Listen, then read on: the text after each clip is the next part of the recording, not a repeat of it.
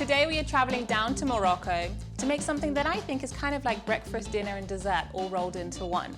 Today on Dine and Discover we are making Moroccan Bastilla. If you don't know what a Bastilla is, it's basically a chicken pie, really elevated with a few sweet and savoury elements on top of it. So to begin with, we're going to be starting with some chicken. Add it into your saucepan with some ground ginger, cinnamon, turmeric, a pinch of saffron and some water. Allow it to cook through for roughly 15 minutes till it's completely cooked and you have a beautiful stock. While the chicken is cooking away, we can get ready with all the other elements to this dish. I'm starting with the onions, which we just kind of want to sweat out and let them begin to caramelize, along with some chopped up garlic. I love my garlic, so I've got about 3 cloves here. And follow that with some olive oil. And just stir it around and leave it to do its thing. And for the final Bastilla element, which I like to think is the breakfast and dessert in one, is our egg mix. And my trusty little trick when you're cracking the eggs, take 2. Throw in some parsley, about a good handful, chopped up super fine, and then just give it a good whisk. Bit of oil in your pan, then throw your eggs straight in. And before we turn on the heat, what we actually want to do is start to take out a bit of our stock water from the chicken and add it in with the egg.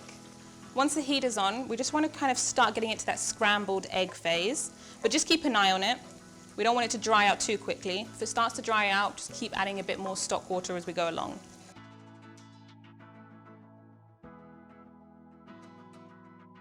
And we just need to add in a few extra elements. We're adding in some almond flakes, and then followed by that sweet dessert element I mentioned.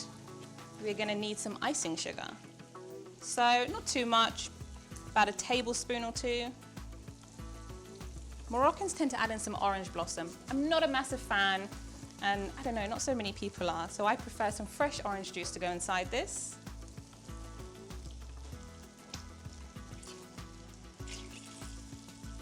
The eggs are completely done and have absorbed up all of that lovely juice that came with it.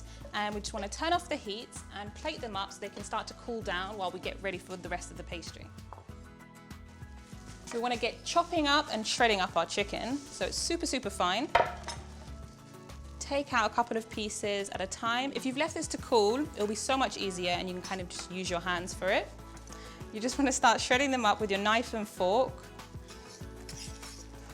Once you're happy with your chicken, it should look exactly like mine with little tiny pieces.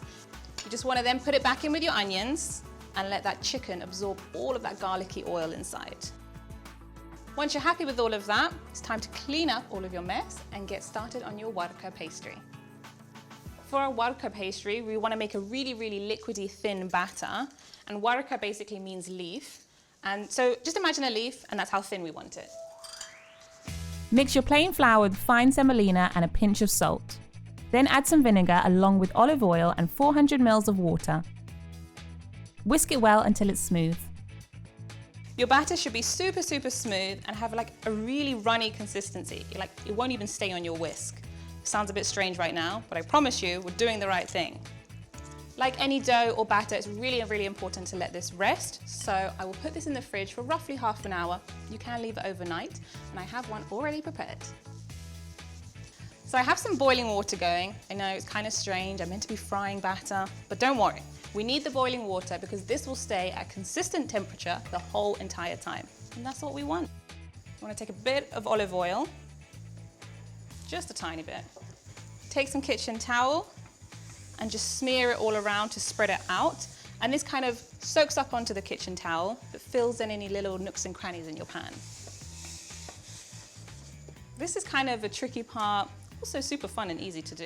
We're gonna take our paintbrush. You need to make sure you keep one of these in your kitchen. Works way better than a pastry brush. And we're gonna dunk it straight into our batter and basically paint our pan.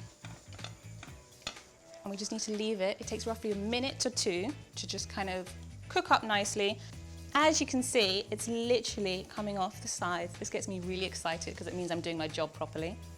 Kind of just want to peel it off.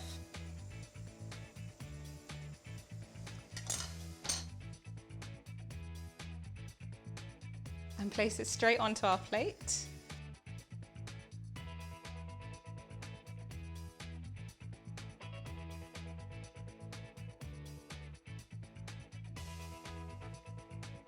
And now this is kind of the fun part. We're going to take all of that lovely pastry we made and we just want to start layering it all around. Start with your chicken mix, followed by the egg. We just want to close over those original layers. Don't worry about it. We are going to add on more leaves. And then take your extra leaves and start putting it in and like kind of tucking it in.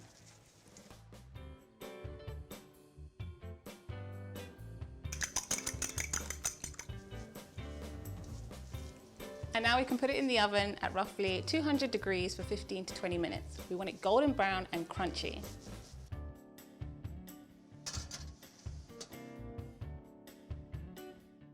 Should have one perfectly golden Bastilla, super crunchy. Take your icing sugar for the top. Finish it off with a bit of cinnamon. You can make cute little decorations if you want. And there you have it. One perfect Moroccan Bastilla ready for any celebration.